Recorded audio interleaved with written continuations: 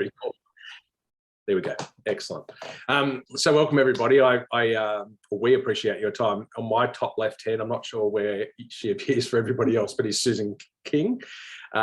Suze is our new General Manager of Services, and we'll introduce her shortly, or she'll introduce herself shortly in a way that Carol Mack, I think you'll have to abstain. I'm just going to pause there in Susan's introduction, because I'm going to just give you the anticipation that it's in a rather entertaining way. I'm just going to leave it there. We might, just given we've got a reasonably small group, if you want to just go around the room, maybe just a brief introduction about where you are, maybe how long you've been with Lifeline. That'd be awesome. Maybe Carol, would you mind starting? Who I think has probably been here the longest in this group. Okay, so I'm located in Warrnambool, right down the southwest of Victoria, a very small centre, and I've been in Lifeline for 20-something years, 20 years anyway. 20 years. Thanks, Carol. And around the room, morning, Emma. And just to remind everybody, you're probably on mute. Thanks. Good morning. I'm Emma. I'm in Lismore. And I joined Lifeline just over a year ago. I'm probably approaching a year and a half or so. Actually, yeah. Oh no, maybe a bit longer. Anyway, I've just recently gone on to one of the overnight paid shifts, which has been a great experience. Yeah. Excellent. Well, thank you for that. Thank you. Cool. And Bo, good morning. Good morning. Yeah, I'm Bo. I'm from Geelong Centre. I started as a paid employee in April last year. I'm doing 3 to 4 shifts a week on the overnights. And as of like a weekish ago, I've also started as a backup volunteer. For Lifeline Australia in the centralised ISS. Correct. Thank you for that. Cool. And hello, Steve, who's a familiar face. How are you? Good. Well, we're in the same training course, so we started training last January and been on the phones since about June, I think. Yes. Yeah. Excellent. You know, so yep. And in Lismore. So, in Lismore, yeah. How is the weather there this morning? I'm down on the coast. It's overcast. It's rained most of the night, but it seems to ease off a bit. But it'll start up again. Yeah. Yeah. Yep. It's been a wet sort of week up in northern New South Wales, I think. Yeah. Wet. Well, not compared to the rest of the place out west. But yeah. No, that's actually. We haven't had a flood. It's amazing. Yes. Exactly. Segue, maybe Ellen. Good morning. Yeah. Hi, Rob, and hi everybody. I joined again in the same class as Rob for crisis support volunteer training in January or early February. I've been doing it all year, and on the phone since about June each week, and really enjoying it. And we do a weekly shift on Tuesday evening. On Tuesday evening. Yeah. Thanks, Ellen. Nice to see you guys. And Catherine. Hi, I'm in Warrnambool with Carol, and started training in April as part of a new group training sort of idea through Southwest TAFE, studying a Diploma of Community Services. I was part of that internship group, and it's just been fantastic. I really love it, and Carol's just been wonderful. So yeah, just about to finish the internship phase and become a volunteer. Awesome. The last part about Carol, I'm not surprised about at all. And yeah, that's awesome. Yeah. So for those of you who don't know, yeah, it's our whilst our crisis support service at its DNA, at the heart of it, is volunteering. And I'll share with you a little bit later on. That is certainly not intending to change. We have paid shifts, overnight, which is the harder to fill shifts. And our Warrnambool site, for quite a while now, Carol, I think at least 5 or 6 years, has had paid afternoon shifts, and has recently just introduced volunteers back into the service. So lovely to have you on here, Catherine, and good to hear about that experience. Thank you. And finally, good morning, Dawn. Good morning, everyone. Good morning, Rob. I'm Dawn Stanfield. I know some of your faces, Ellen and Steve. Our shifts cross on a Tuesday. I've been at Lifeline for about 5 years now, and I work well, I still work on the phone lines. I worked on the text lines for about 18 months, and I do some mentoring for the students. Terrific, thank you. Yeah. And lovely to see you, Dawn. And thank you everybody for being here this morning. So this is the last of a series of 7 sessions we've been catching up with people. And as I said, we record this so that we can share that with others who haven't been able to make it. And I won't speak for Susan. I'm sure you'll share a brief reflection later on. But for me, it's just been terrific to really catch up with people and share in a conversation. So the way we propose to sort of run this morning is for about 40 minutes or so. I've got a slide show just to run you through a few things, but I'd love to allow plenty of time for questions and answers at the end. So if you can hold off to questions and answers at the end, we'll allow plenty of time, and I'm happy to hang around after 8 o'clock. We'd have to stop there if people have got pressing questions, because it's really great to be able to catch up with people. And it's a rarity we can sort of get so many people together. So outside of group supervision, etc. So it's just nice to be able to have a chat. And the other thing I was going to say, if you do have a burning question, want to put it in the chat box, that's a good way to sort of put it there, and rather than forget, that'd be terrific. So I will start to share my screen. Hopefully that is successful.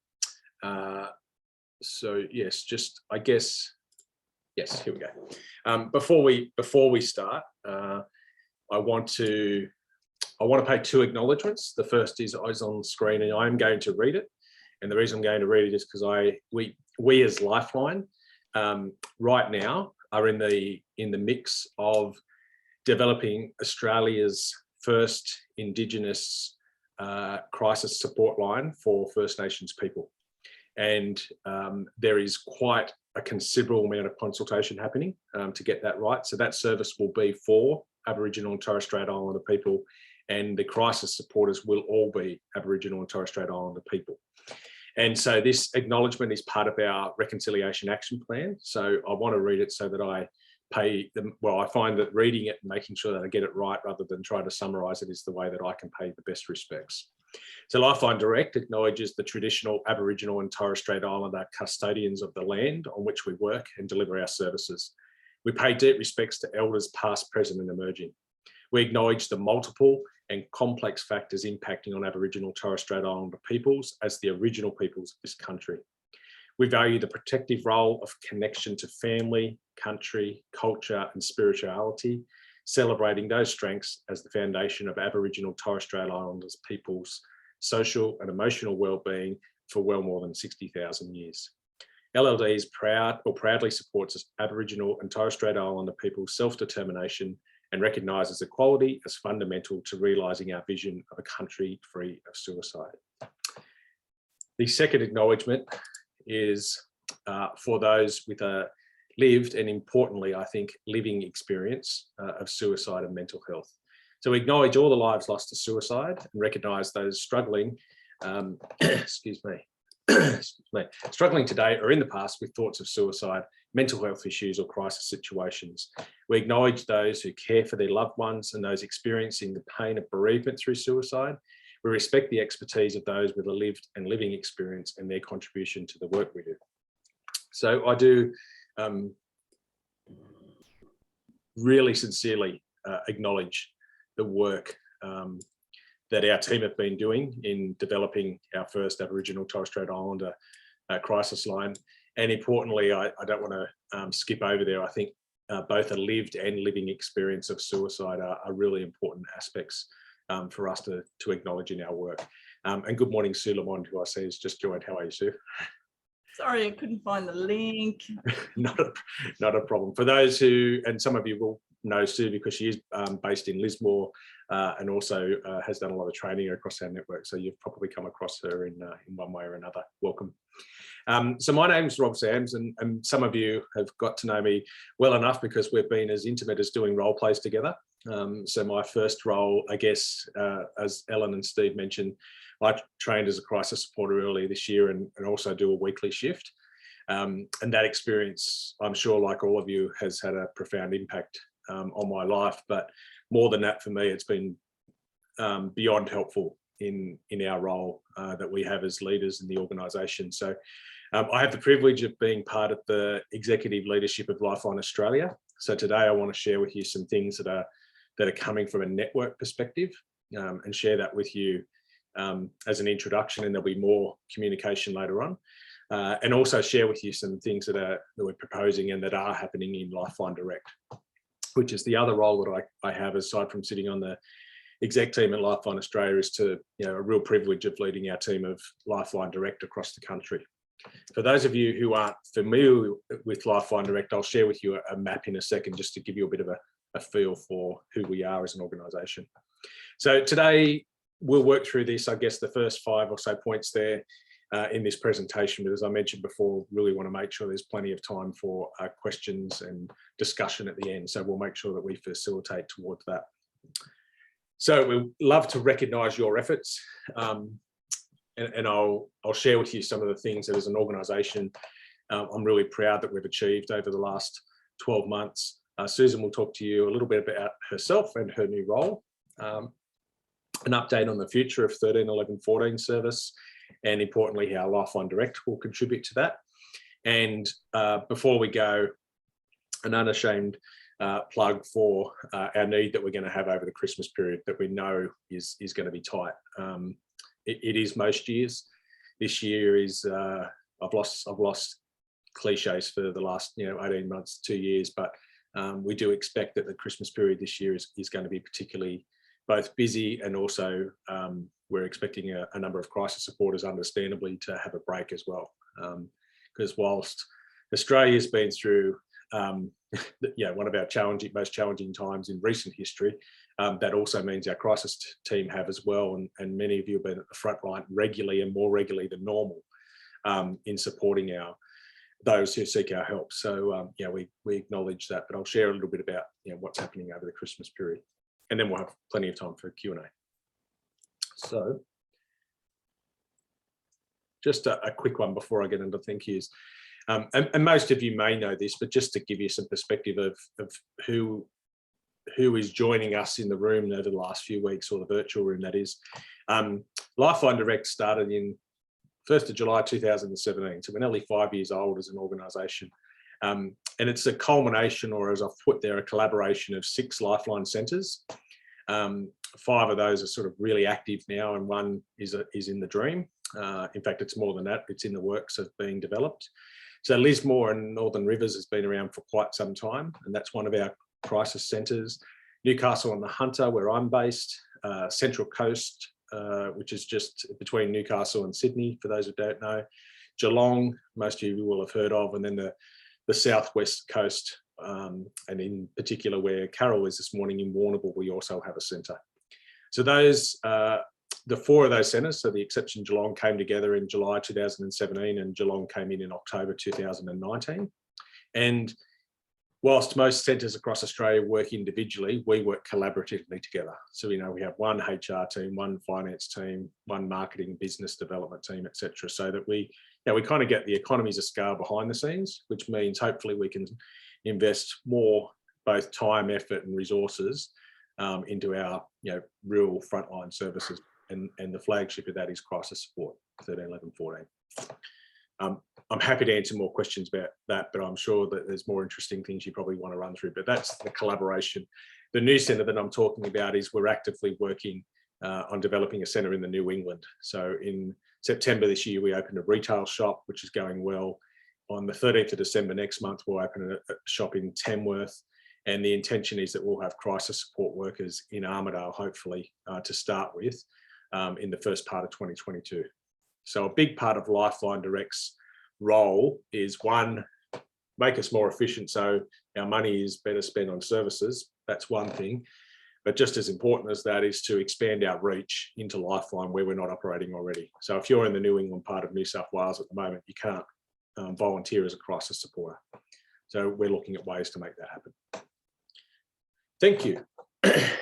I've been saying throughout this series of sessions that I struggle with thank you being adequate enough, to be frank, for what our organisation and what our people have done to support people since, pretty much for the last 2 years, really, I mean, forever, obviously for 58 years, but particularly the last 2 years where we started with those horrible Black Friday and Christmas fires through Australia. We had drought before that, and we don't need to talk about COVID. I think we all have had our own experiences. And interestingly, through COVID and the rules with vaccinations that have been imposed upon us, we've lost 4.5% of our volunteers over the last month. So it's been impacts internally, externally, etc. But I can't thank you enough, and I say I thank you enough on behalf of the Lifeline Australia team for the extraordinary effort that our crisis supporters have put in over those last 2 years in particular. It's just been nothing short of sensational, to be frank.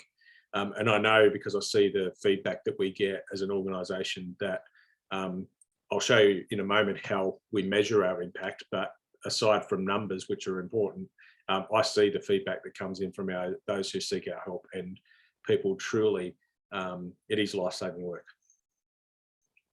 So here's just some snapshots, and I won't bore you. Please don't think I'll bore you with a slide pack full of numbers, but just a couple to start with that I think are really interesting and relevant. But we've just put our annual report out, which I'm happy to share with you all. We answered 154,593 calls across the Lifeline Direct network. That's just our own. And that was an increase of about 20% on the previous year. I think really interesting, and statistics you can talk about all day and interpret in many different ways, but I think just in terms of raw numbers, the fact that we get to 3/4 of our call within a minute and a half is extraordinary compared to where we were as well. And I'm sure we've all been on a call where someone's been waiting 20 minutes, 30 minutes, or 40 minutes. The fact that we can get to 3/4 of those people pretty quickly makes a real difference. Here's another, I think, really interesting number. So out of that 150 odd thousand calls, we averaged about 11,000 each month. That's just Lifeline Direct. Out of those, when we ask the question, are you having thoughts of suicide? And someone says yes, and then we develop a safety plan following the DST, that's about 9% of our calls. So if you think about that in raw numbers, it's about 1,008 safe plans are developed every month. That's just by our team. That's not the whole network, that's just by our team. So, when people say, does it make a difference? I mean, I know it does. I've been on the calls where people said, I've turned a corner. And you've all, I'm sure, experienced that as well, or someone who's had a plan and we've been able to keep them safe for now. So we know that experience. But if we have to tell people what we do and how much of it makes a difference, I think that's a really cool number, that 1,008 people every month we help keep safe for now.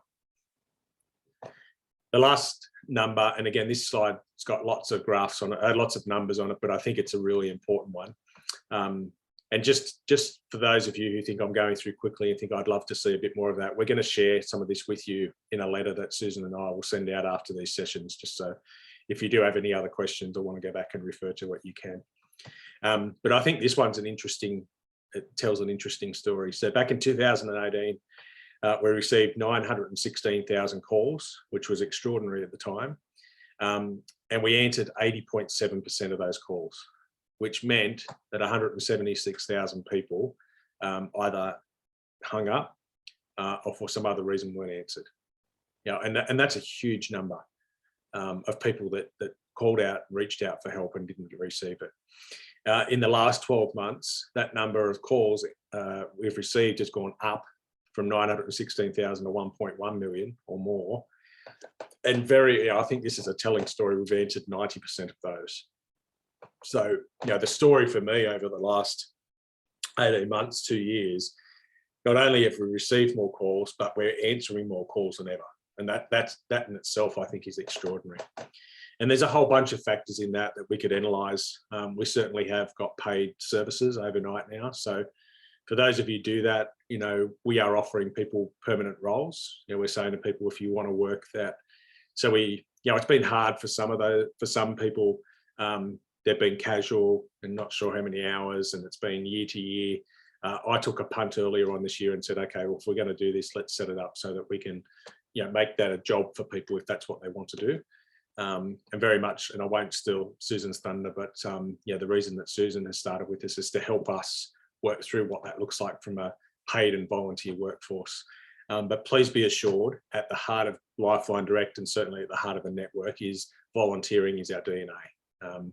What we're looking to do, though, is fill those gaps, what we call the hard to fill hours, the work that you do, Emma, occasionally, and Bo, overnight, is because we know that that's a difficult time to get volunteers. So we've had some of that paid work. And another kind of fascinating byproduct, I think, of COVID, particularly early on, was a lot more of our volunteers. Actually, I'll go back a step. When COVID first hit, was a really challenging period for us. We were having nightly meetings, I'm not exaggerating, with our board, who were really worried that if centres were shut down, what would we do? You know, we didn't have a mass plan B, to be frank, outside of centres. And that's a worry, but we have been addressing that, and I'll share that with you.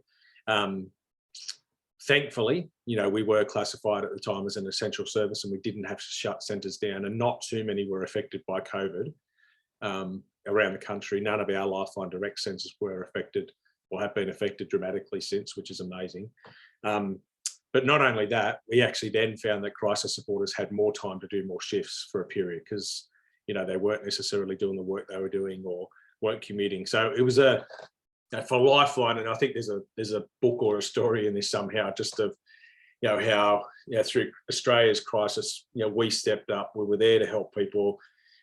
I'm really conscious now that as we not necessarily wind out of that, I mean, who knows what the future really is, but, you know, I'm conscious of our team who've been working really hard, and both you guys as crisis supporters and our support team, you know, what that looks like. So it's really important that we connect with you and hear what's happening. But of course, it's not all about numbers, and I really do want to emphasize this. You know, I know that the typical sort of CEO, exec director presentation stands here and, you know, throws lots of numbers up, and they're important, and I think those numbers tell a story. But for me, and I really do want to emphasize this, and the reason I'm putting it last is so it's there in your memory, is that those numbers mean nothing if we're not looking after you and our team. You know, if our team are not feeling cared for themselves, that's you when you do your shift. If you're not feeling like we've got the right group supervision, the right individual supervision, the right professional development and support around that, then we're not doing our job, frankly. So the numbers have been extraordinary, but it's important, and you know, it's at the top of my mind. And as I say, for all of our team, it's been, if you can imagine our retail volunteers, one of the most challenging scenarios we had in our retail, our secondhand or recycling shops or op shops, as you might know them. One of our biggest challenges early in COVID was actually almost physically forcing some of our volunteers out of the shops who wanted to come in and do all sorts of things. They wanted to paint, they wanted to do all, you know, even though they were closed to the public, you know, that was their connection each week. You know, they were craving it. And so we soon learnt ways to have, you know, Zoom cuppers, you know, and all those things that we've all adjusted to. But it was a really extraordinary sort of insight for us that you know, people connect in terms of Lifeline in many ways. And whilst our service on the phone is critical, and I absolutely am grateful for all that you do, you know, we actually connect in community in so many other ways. And that was really evident at that time. And of course, not only that as care, but this care as a framework. You know, so the quality of our calls, I mean, we can make our calls shorter if we wanted to. We can wrap them up quickly. We can do all sorts of things. If we're on an insurance call center line, you know, that's probably important, so we can get into more calls. Or if we're on a sale, you know, a sales line, you know, that's important. We get more calls, we get more sales. But we know that the work that we do is not about that. The work that we do is about making sure that when every single time someone calls us, every single interaction, it's what they're looking for at that time. So I really wanted to make sure that I emphasize that. I think the reason that we are a trusted service, not only because of your extraordinary efforts, but is because people actually continue to call back, refer their mates to Lifeline and say it's a great service because they get that great service. So I really do want to say thank you for, you know, not only being able to meet more people when the demand's been high, but our quality has stayed there as well. an extraordinary number that you might not know, and we don't sort of probably talk about this enough. The percentage of complaints we get for a call centre line are extraordinarily low. Now, there's a bit of a worrying part to that for me, because I think sometimes, there will be people, there will be calls where people complain, or probably after talking with us complain, because that's the nature of the interaction, that, where they're at, whatever. But I also think, because of the extensive work we do around quality and the supervision we have and the support we have on the phones, that ours is a quality service and one that we should be proud of. So I'm gonna shush for a minute. I'm gonna hand over and introduce you to Susan, who has been here now. Well, this is the end of week 3, whatever that is, 2 weeks, 4 days, and an hour nearly. I'm really proud to have Susan as part of our team. We've just spent 2 days together, albeit via Zoom, unfortunately, set in 2 separate rooms as a leadership team, a couple in Geelong and a few of us up in Newcastle. And I really do wish we were together in person, because I just crave that. I'm really looking forward. I'd love to be out having a cuppa with you guys, or a barbecue, or whatever it is, and saying g'day. And we will do that as best we can, as soon as we can. But I'm really proud. I've just spent a couple of days with our team, including Susan, and I couldn't be more passionate about our future and what we're going to be able to do for those who seek our help. So, as I said, I'll hand over to Susan to introduce herself and her role. Thank you, Rob. So Rob invited me to share a little bit of who I am, my background and experience, and the role and contribution I'm here to make at Lifeline Direct. Being the new girl, I thought I'd start with the trusty icebreaker. I'm sure you played it before, 2 truths and a lie. For those that aren't familiar, I'm going to tell you 3 things about myself, and you have to pick which one is the lie.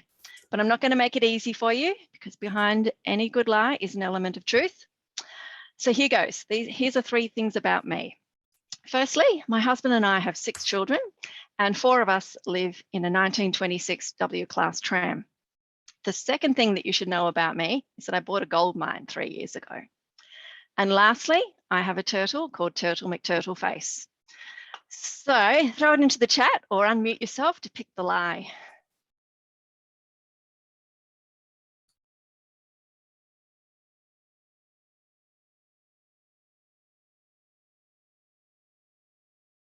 It's a tricky one. The tram, says Emma. Bo, the second one, the gold mine. It sounds, honestly, all 3 sound too realistically thought through to be a lie, and that's what the hard part is. Yeah, I didn't make it easy for you. Yeah, a couple more saying the gold mine. Well, nobody's guessed it. The turtle is the lie. I do have a turtle, but his name is not Turtle McTurtleface. That tongue-in-cheek suggestion of mine got shot down, not only by my husband, Keith, but to my surprise, the 2 kids who were 1 and 3 at the time. Phoenix suggested Edward, and I was just glad we didn't end up with Percy or Thomas. You can see the theme here. So we went with Edward, and we think it's a boy.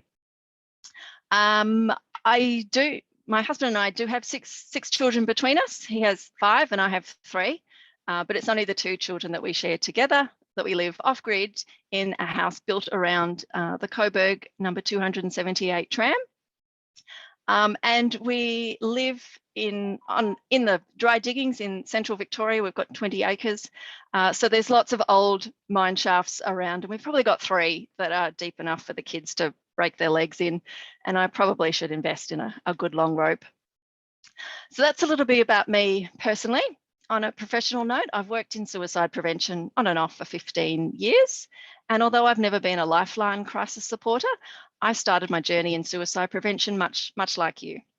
I started as a phone counsellor at what then was Crisis Support Services, now On the Line, on the Beyond Blue information line, Suicide Line Victoria, and the Suicide Callback Service. So I dare say I've spoken to some of the callers that you speak to now. At On the Line, I moved through various roles, so roles similar to your ISS and your team leader coordinator roles, and then went into program management and operations before finally heading up the clinical operations department as general manager there. So I'm really familiar with the Lifeline callers, the work you do on the phones, and what's required to support you in your role. as long as what it takes to keep the cogs turning and the lights on at an organisation like Lifeline Direct. More recently, I've been working for a wellbeing company called LifeWorks, where I was responsible for the national service delivery of our remote EAP counselling, so phone and video primarily. So I think it's a bit of destiny that I'm here. I've gone from on the line to LifeWorks to Lifeline, and I'm constantly pausing when people ask me where I worked or where have I worked, because I'm trying to get the right word in front of the right life or the right line. It's very confusing for me. So what I've been asked to do here is provide strategic direction for Lifeline digital community and counselling services. So what does that entail? Broadly, it means that I'm here to ensure that we deliver a quality service, ensure that we've got operational efficiency. So that's all the boring bits like call answer rate and adherence and the like, and bringing the activities of the 5 centres together to operate as one entity. And finally, caring for the Lifeline Direct team and the callers that use our service. And that means maximising engagement and support of staff.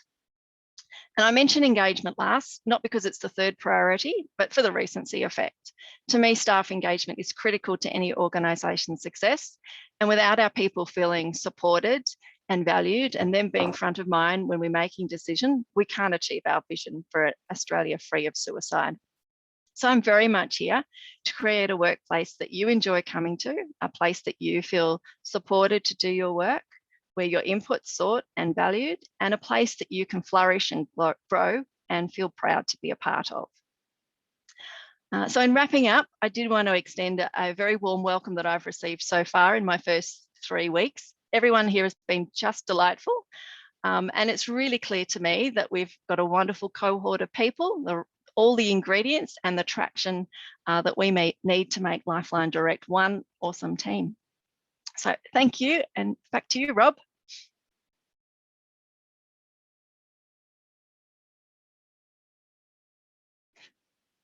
Having trouble unmuting yourself. Yeah. I can try and unmute you, but you still have to press a button. I'll give it a go. Ask to unmute. Thank you. There you are. Sorry, I forgot I had some things running in the background. I was trying to turn them off, and anyway, 7 o'clock on a Friday morning after a long week.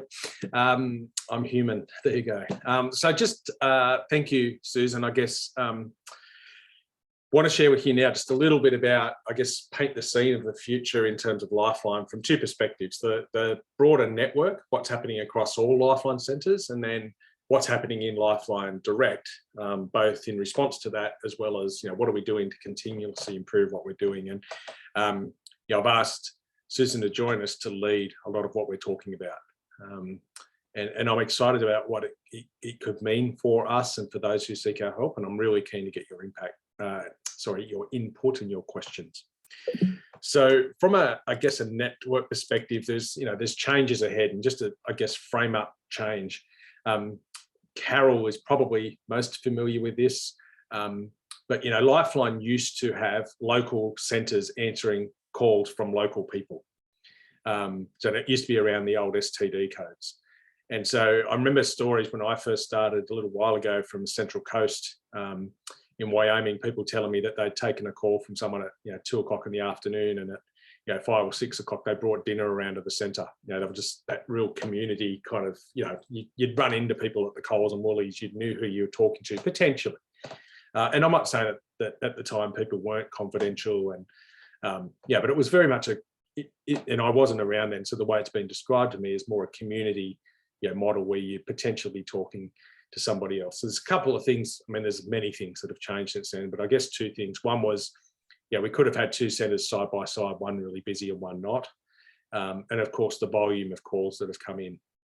The other big change, I think, is that, we have moved to multi-channels of being able to contact Lifeline. So I don't mind sharing with you that when I first heard about our text service, I had a question and I went, isn't at the heart of Lifeline people talking to people? And I think the answer to that question is still yes, because 1.1 million people called us last year. So the answer to that question, I think, is yes. But the second part to the answer to that question, I think, is that there are people who were looking for other ways to connect with Lifeline besides picking up the phone. And we know when we introduced our text service as a pilot that the University of Wollongong did a study. And one of the key things that just jumps out at me about that study was that 42% of people who participated in that study said they wouldn't have contacted Lifeline except for the text service.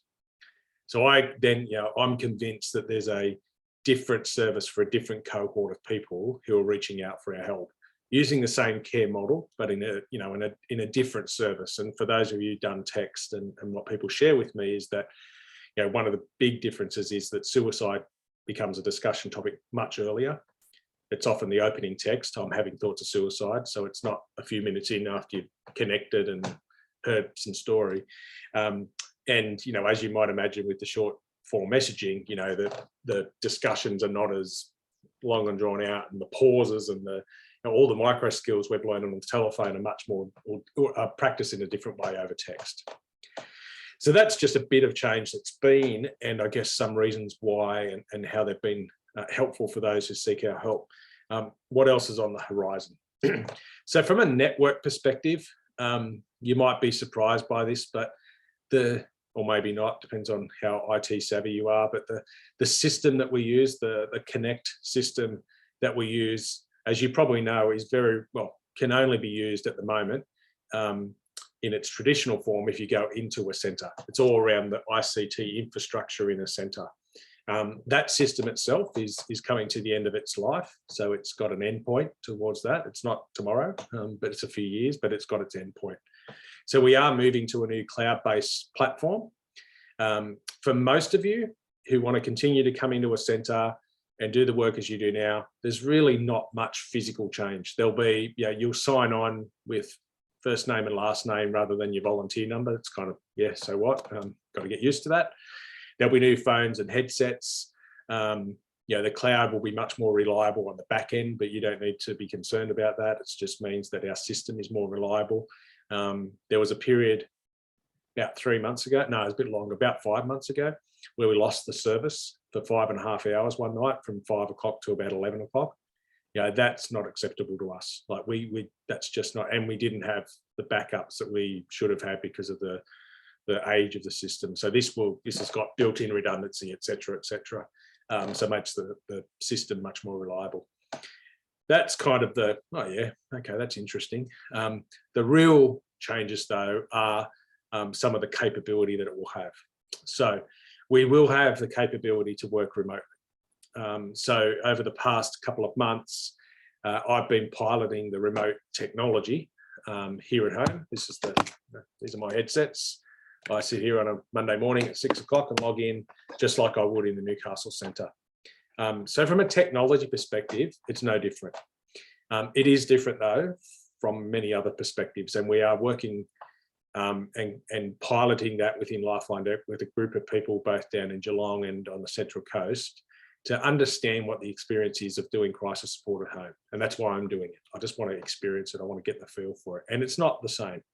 There are different feelings. I'm talking to you right now on the same computer and the same setup and the same place that I was taking crisis support calls at 6 o'clock on Monday morning. So, working from home is not going to be for everyone. So what I want to be really, I'll put in bold and underlined, is be really clear for everybody.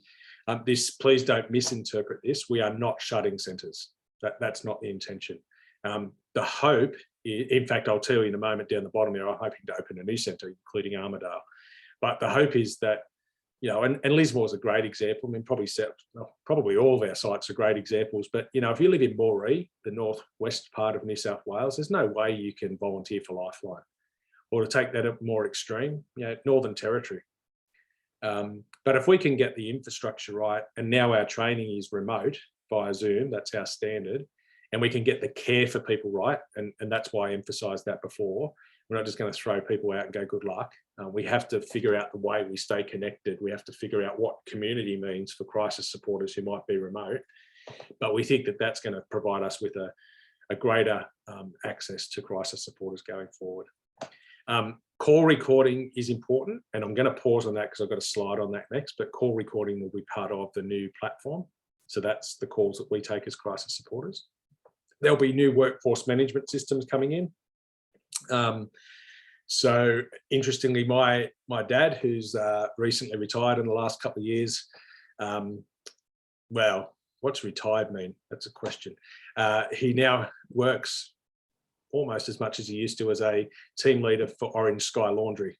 You might have heard of them. They go around and support people homeless. And Dad has taken on the role of team leader and passionately organises all the rosters, etc. And all the rosters for all those guys come out via an app. And if you want to communicate via, about your roster, etc., it's all done through an app that actually Orange Sky Laundry develop themselves. But we're going to have the ability to be able to do that. So the idea will be potentially that we can get out to our crisis supporters much more quickly if you want to. So that goes in with the next point. So there are times in the week and the month where our call answer rate gets down pretty low. So it can be 70% or 60%, something like that. And at the moment, we have no way to really get out to, in a rapid way, to crisis supporters and say, hey, if you've got some time, are you able to jump on the phone for an hour or two? And we know that people, not everyone, we know that people would like to be able to do that where possible. And again, not all the time and not everyone. So at the moment, we're piloting with Lifeline Queensland a group of 20 crisis supporters who've said, we'll have a crack at this. We'll see what it's like. We've got, availability to jump on the phones quickly between these hours, whatever that might be. We're not calling people at 3 o'clock in the morning if that's not for them. And they're either been working remotely or they've been, close to a centre, and they've been able to come on and do a rapid response around, maybe they do an hour or two because the need's really high. I did it myself last Friday afternoon. I did a 45-minute shift, which was actually it was interesting. It was 7 calls, but 3 of those were hang-ups. But so we're just piloting ways that we can respond in a more contemporary way. So the model of having 4-hour shifts once a fortnight is great, and if that's what you do, I can't thank you enough for it. But if there's ways that people are looking for doing things in a different way or being able to be more responsive, then we're going to be able to look for ways for that. So the idea with the Verint app is that if you're on that app, you might get a notification that comes out and says, hey, we're looking for crisis supporters. If you're able to jump on, hit this button, do this, and then we get on the way. The last thing that's happening from a network perspective, and again, this is happening right now, is there's a pilot of 17 people who are the most frequent users of our service. And I'm really, really careful when I talk about this group of people. I don't want anyone to misinterpret at all that they are problem callers, that nuisance or anything. There are unwelcome calls, that is different, but I'm talking about those people who call us frequently.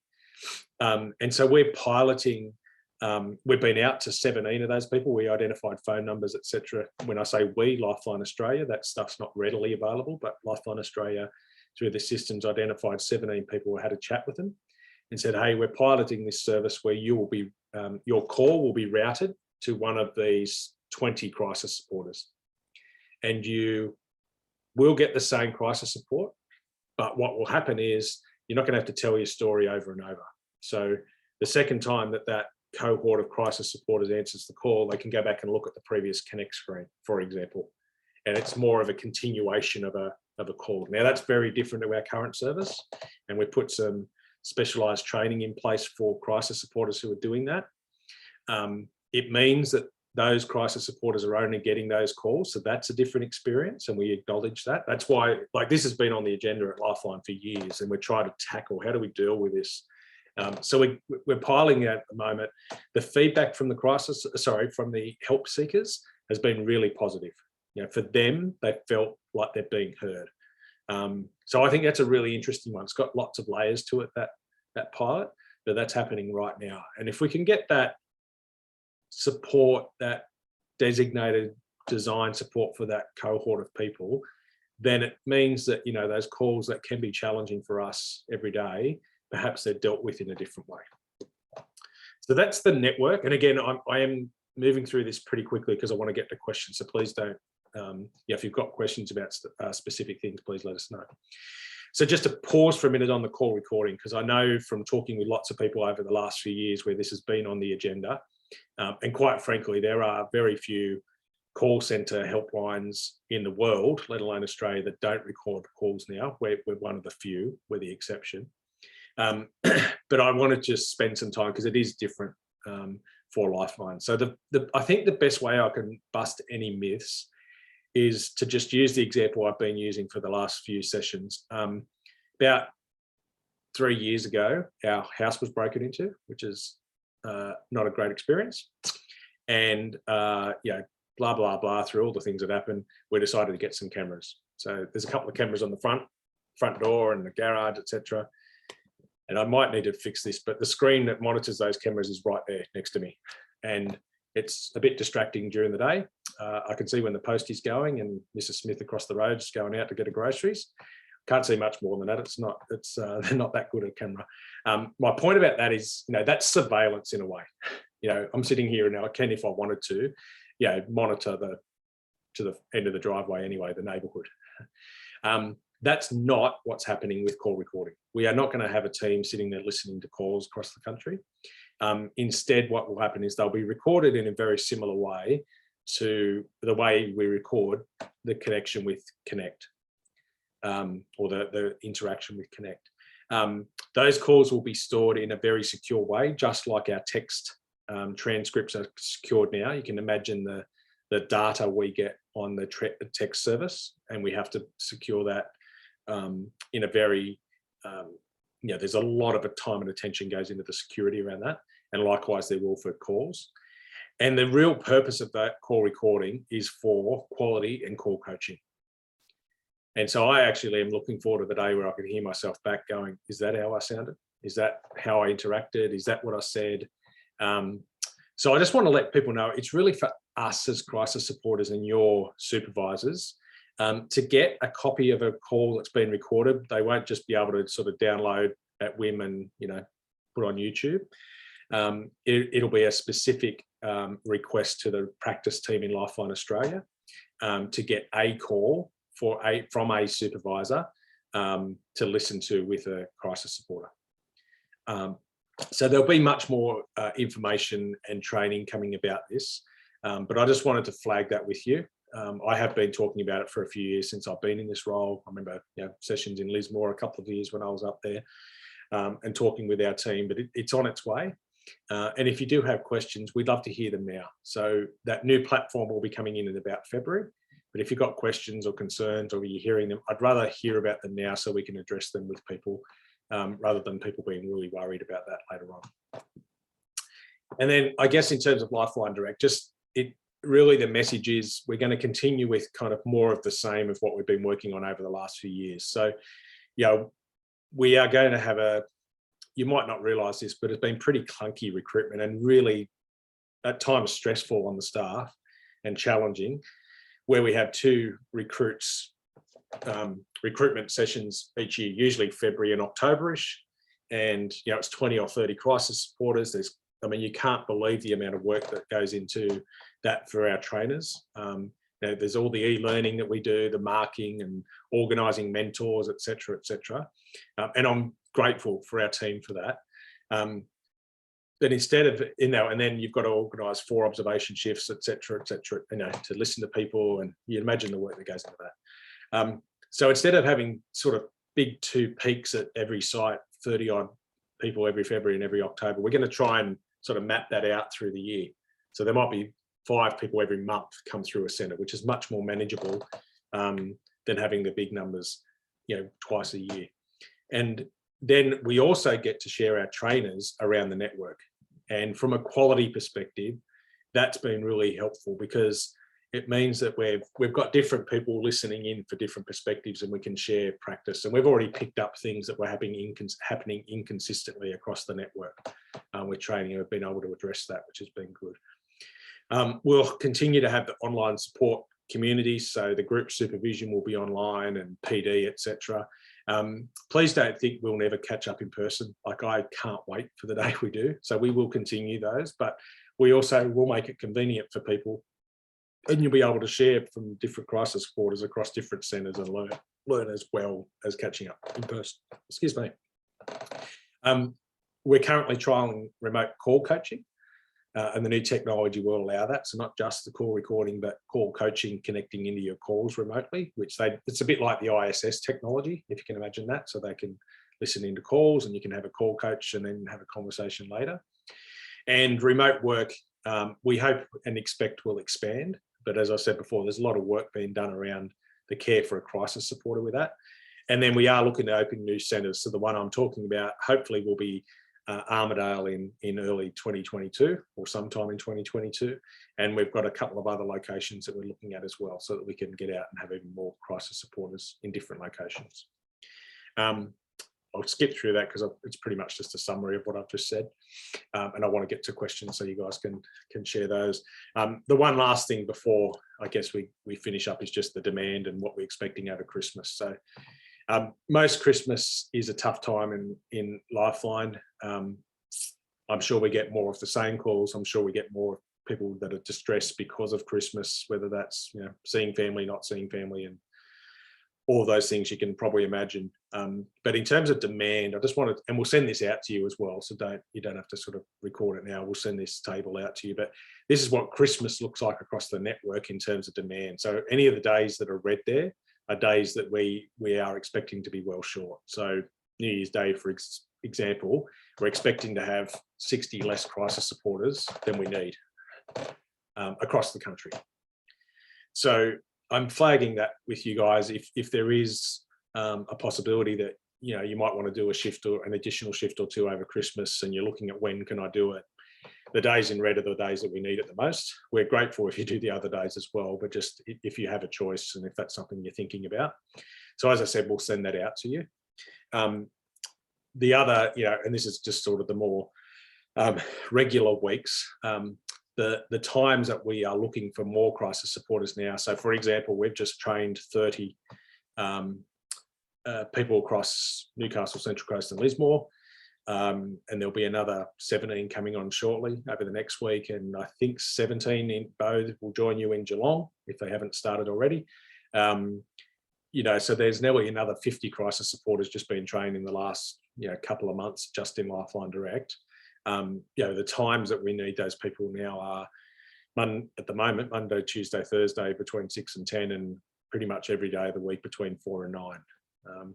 So again, just flagging that with you, if you do have an opportunity to do additional shifts or you're looking at that, and that's the time that the network is short at the minute. And as I said, we'll send that around to you. So I'll stop sharing my screen. Open the chat and see if there's any questions in there. I saw some stuff's coming through, but I think it was mostly about guessing your, and people didn't guess Turtle McTurtleface, Susan, as they have in the other sessions. So I don't know if you lied better here or not sure, or you're getting better at it. But yeah, love to get your questions or comments or anything that's on your mind for Susan and or I.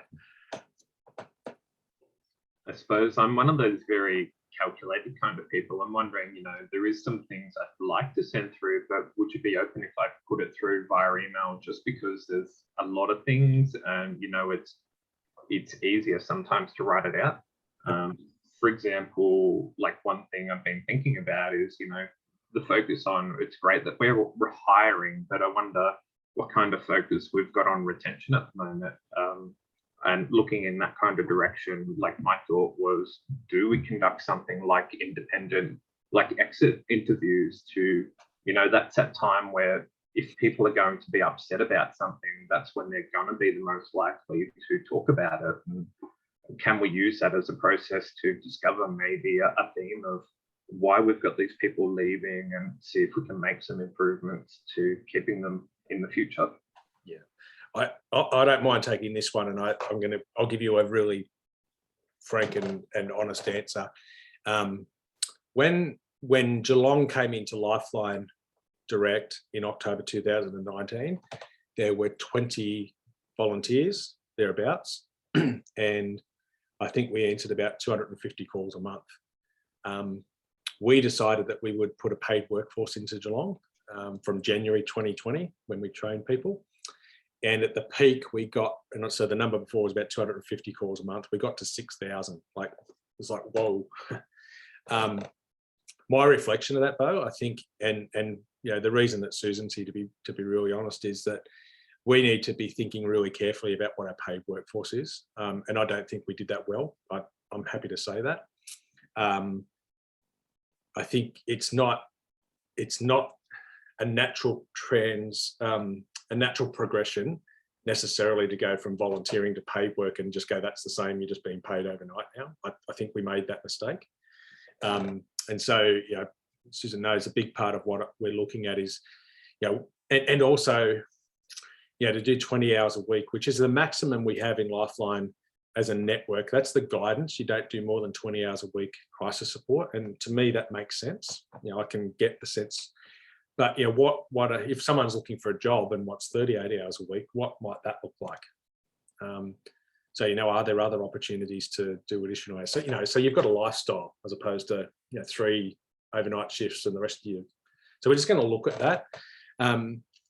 Look at what a workforce is, and a paid workforce is, and what is it, you know, look, as I said, we made the decision to make roles permanent rather than just casual, so that, you know, people have got some consistency and they're not on contract for 6 months and go, what happens after that? Or 2 months out and they go, have I still got a job after July? And so I don't know if I've got funding yet. Like, and that's pretty typical in the not-for-profit sector. So we're just trying to address that. Yeah, we've recently made the decision that our mentors will be paid. And there was some paid and some volunteer, and we said, no, if we're going to do training well, the way I just described it, regularly, then we need to get commitment from people and give them commitment. So Lifeline Direct, in a really small centre, I guess you describe it, we act like a bit like a small family, you know, everyone knows each other. We're now large. I keep saying this, so I remind myself, we don't want to McDonaldise our organisation. Yeah, that's not what we are. We don't sell Big Macs. I can still remember a cheeseburger has mustard, ketchup, onions, pickles, and cheese in that order, because that's how many I made, and that's what I was taught to do when I trained at McDonald's. That's not what care is. You know, it's a framework, and so we're trying to get how do we grow? What does it look like from a workforce strategy? And how do we not McDonaldise it, but how do we get, you know, efficiency and etc., so that we can run the service that people are looking for? I'm not sure if you wanted to add one other thing, and then just if you wanted to add anything to that at all, Susan. But yes, we do take exit interviews, and that's why I can talk to you about what I've just said. The feedback has been really clear about that as well, and particularly in Geelong, where we've had a lot of paid services. So for those of you who don't know, Geelong had 2 seats. Were you there before the refurbishment, Bo? Yes. Okay, so you probably started, I think, at 6 seats, maybe 4 or 6 seats, or scattered around the old joint. Yes, so we had like 6 in the main area, and then we had 1 in what was originally the like supervisor's bedroom thingy, and 1 in just like a little cupboard kind of thing. Yeah, and the little cupboard's probably being kind, and it was on the train tracks, and I don't know how you'd take calls. It was a rickety old room. Say again? Was peaceful at times, you know. Oh, right, okay. That wanted to be antisocial night. Yes, yes. So we've just done a refurbishment. We made it, and just to give you guys a note. So it started at 2 seats in October 2019. It's now 13, and we've set the site up, just to give you some confidence, Bo, all the things I just said, and we've set the site up so it can be our main overnight call centre. That's not to say that we won't have any others, guys, don't worry, but we've set it up so that we can be a call centre overnight. So there'd be work. I mean, I don't want to just talk in promises. That's, you know, I can only say that's why Susan's roles come in. Susan's based in Geelong, if that wasn't clear before, and really it's about making sure that we listen to our team, and we set up a service that really is, you know, there for those, and people want to stay as long as they want to stay. Susan, is there anything you wanted to add to that?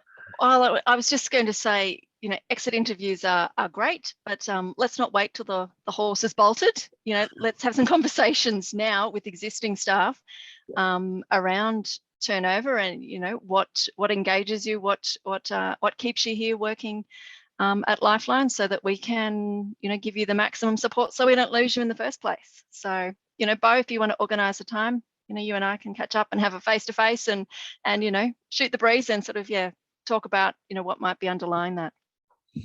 And I really appreciate that.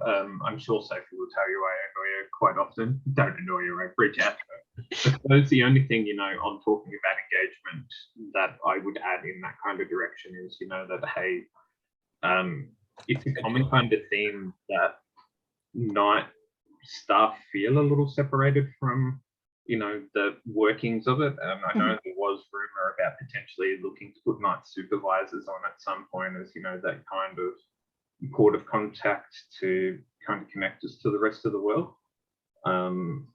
But yeah, otherwise it just sometimes feels like, the issues in a sense are you managers rather than actual managers. But yeah. Thanks, Dawn. And Dawn and Emma have just left, so just saying thank you to those guys. I appreciate it's just after 8 o'clock, so if people do need to go. Sorry, Bo. Yeah. Rob, it's Ellen. I need to go as well, but I just wanted to say, look, and to both of you and Susan, thanks for really interesting initiatives. I'm interested in the Indigenous, hopefully you'll send out something sort of in writing, and if I know some people in the Indigenous community may be interested in that. So I'm, so the remote capabilities, are really interested in that. I'm interested to see you've moved to a sort of a continuing care model for the frequent callers rather than just a different person each time, a short-term model. Piloting at least, Ellen. Just okay, piloting, seeing how it goes. Yeah. But I've got one question and then a sort of a comment or suggestion. Questions about the recorded calls. I guess I'm coming from a sort of a defensive position, probably having been trained that you've always got to be careful and so on. What's the legal? What like sometimes on the calls, say something, someone might get upset and hang up, and you think, what did I do? But what's the position from the legal point of view? Are the calls going to be sort of a problem in terms, or someone, this hasn't happened to me, of course, but, if someone complained, is your call then going to be scrutinised? And could it become something that becomes a little bit onerous and therefore a volunteer would think, oh, do I really need this? Do you know what I mean? That's the question. Yeah. I think yes, that might happen for some.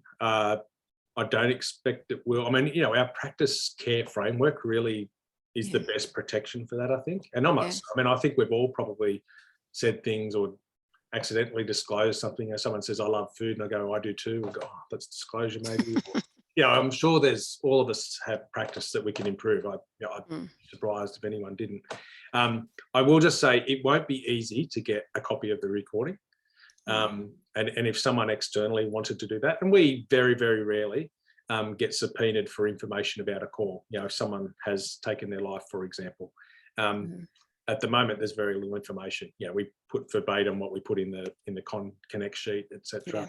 I think I think this is a good protection for both crisis supporters and for the organisation.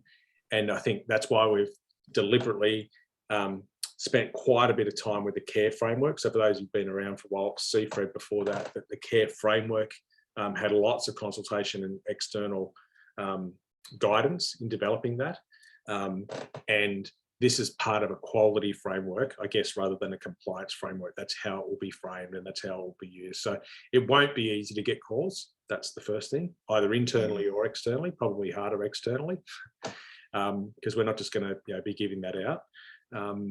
And I think, when we do get those calls, I welcome that from a quality practice perspective for how I'm occurring to a crisis supporter and how that interaction might have went.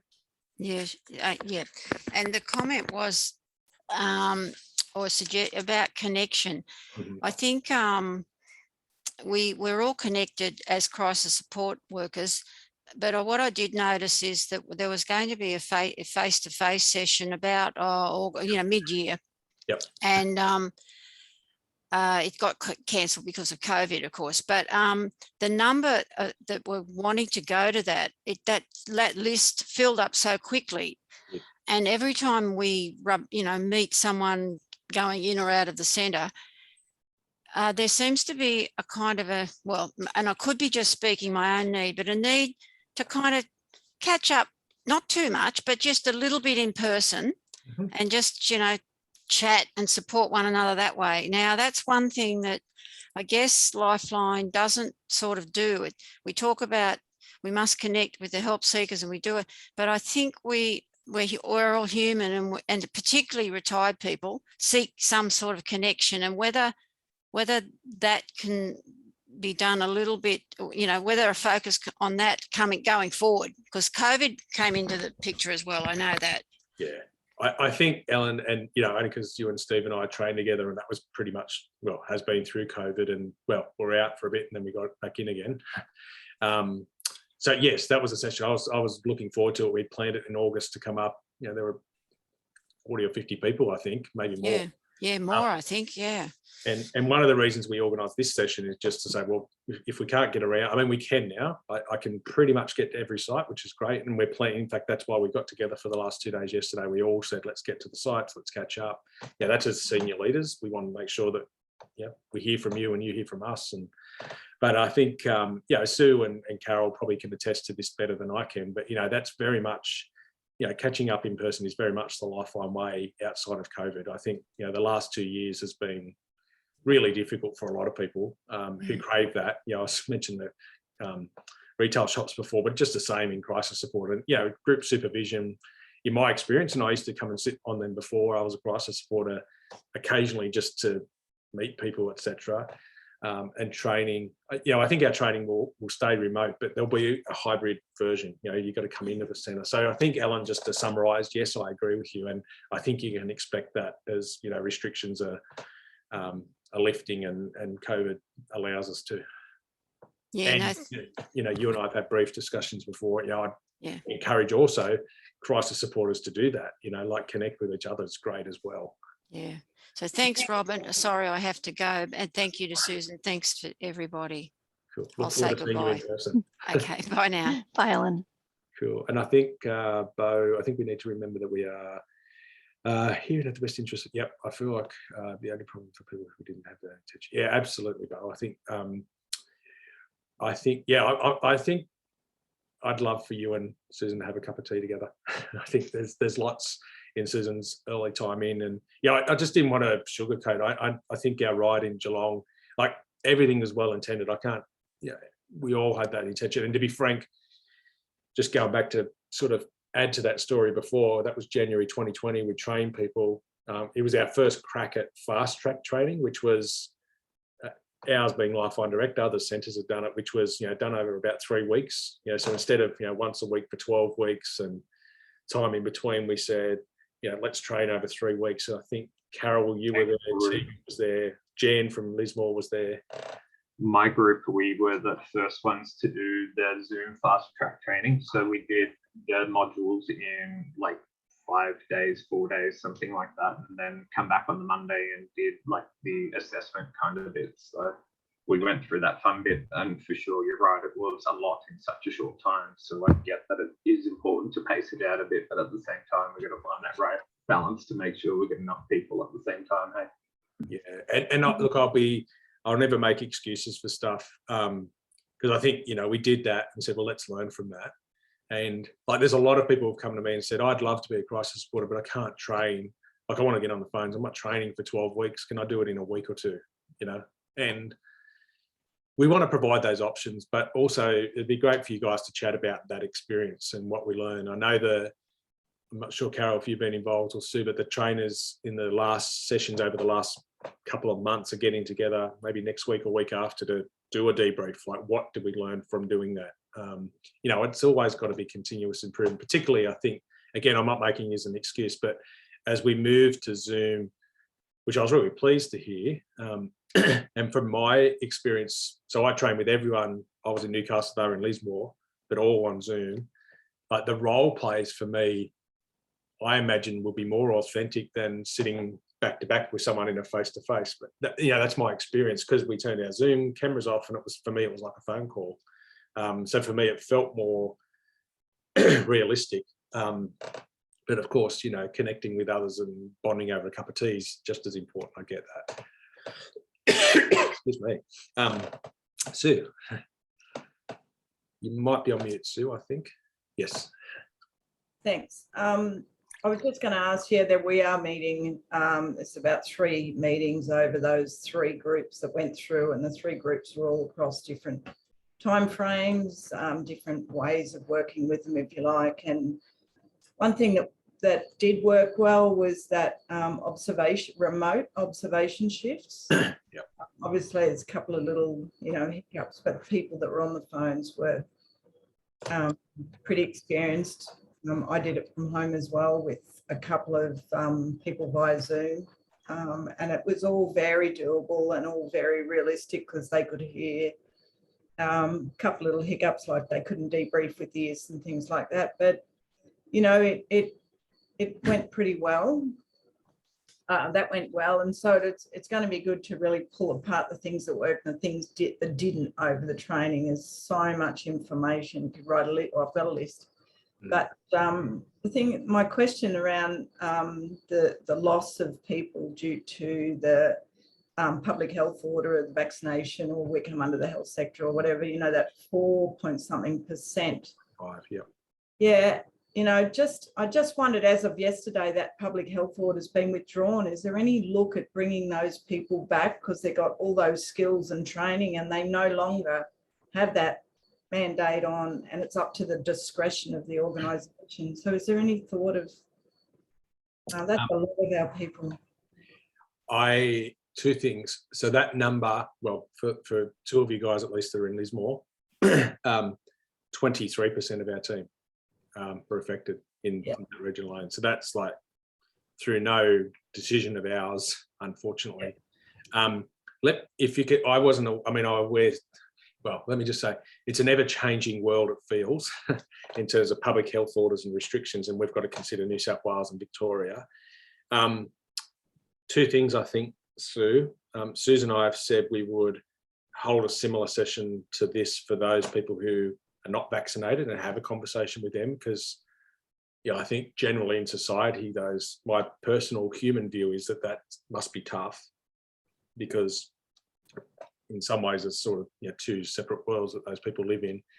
And secondly, because in New South Wales, and I won't bore you with politics, but because Lifeline Australia receives considerable money from New South Wales Health, we've received a direction that because of that, crisis supporters have to be double vaccinated like any other health worker. And then of course we went to them and said, okay, well, sure. What if people work from home? And again, we're not thinking that will be for everyone, but we've got that option. Could we talk to them? And they've said no. They've said everybody who does work as what's the terminology, as a health worker must be double vaccinated. That's it. Like, I've known people here. My wife works as a counsellor, and their organisation had to terminate somebody because they weren't doubly vaccinated. It was just that was it. And I've known a number of people in health, locally here in Newcastle, whose jobs have just gone.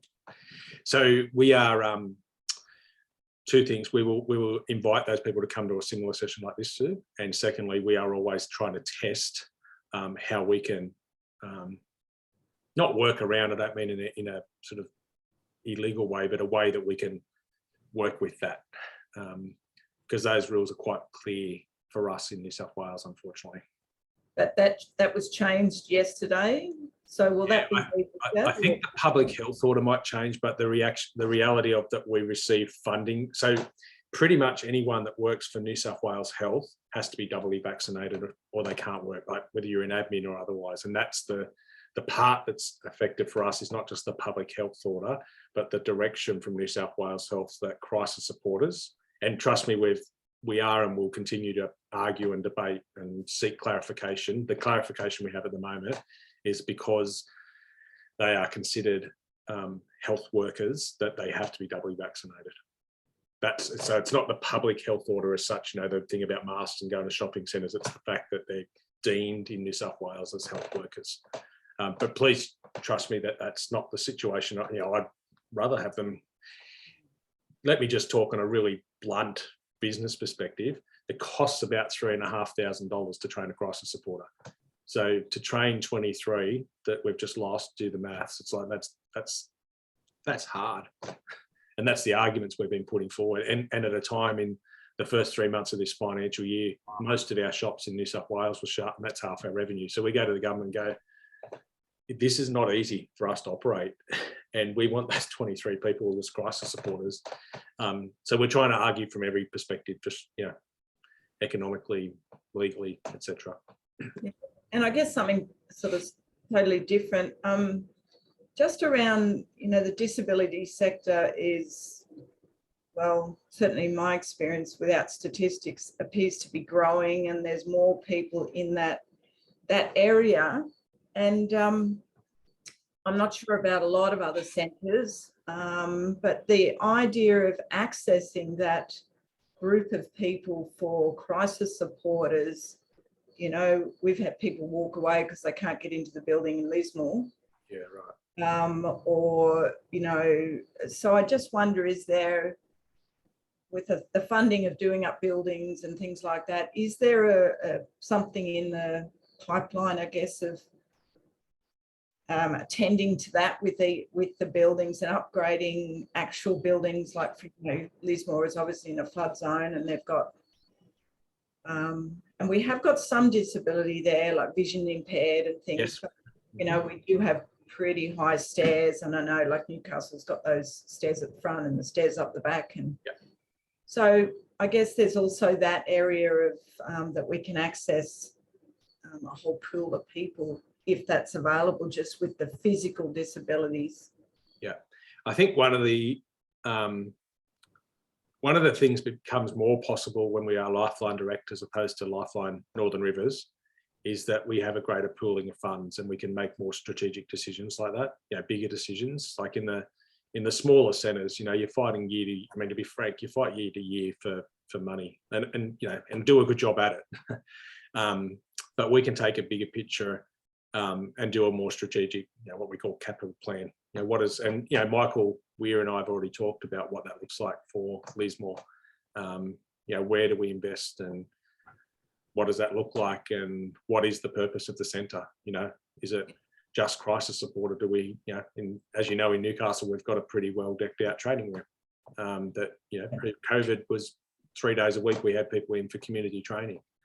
That was a big part of what we did in that community, in addition to crisis support and training people in assist and safe talk. And so I can't give you a quick and easy answer to that. I don't need to. I just sort of put it out there, really, not really to comment, or like, you don't have to answer it. It's just like, that's growing, certainly in our area. And, I know you're going remote or more remote, and that's great for people like me that drives an hour to the centre anyway. And I do get some interaction with humans apart from that, and in other work I do. But there's also, as was mentioned earlier, the face-to-face staff. So, having that choice is wonderful. And we had some interest for people coming in to do the crisis support role.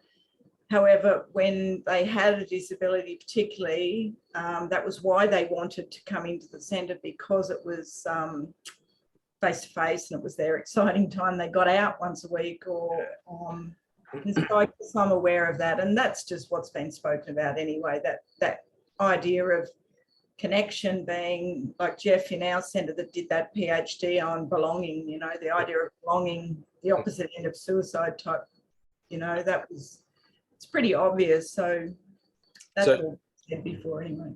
I think, and without creating expectations, because I'm conscious of that, but Susan's role is across crisis support and our broader. So we're piloting, for example, an aftercare service in Singleton, Tamworth and Foster, which is community-led, peer-led work for those who have attempted suicide in community. And it is just about connection.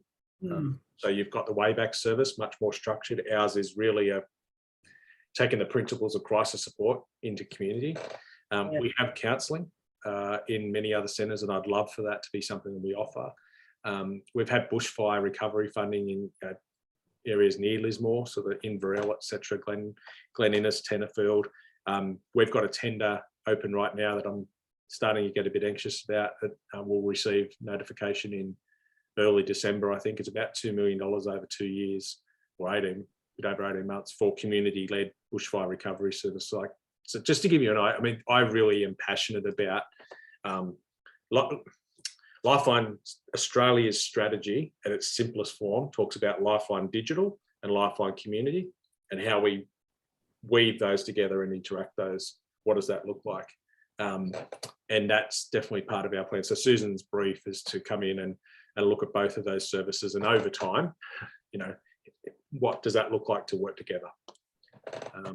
But not to dismiss your point, I think, you know, let us take on notice. I know that Susan's briefly mentioned before, you know, there is disability funding around, you know, buildings, etc., making them more accessible. So yeah, we have a team now that, I mean, it's a small team, but a facilities team in Lifeline Direct, you know, who can start to do some thinking about that. Whereas before, that facilities person ran the retail shops and part-time ran the HR team. You know, so that's the beauty of Lifeline Direct.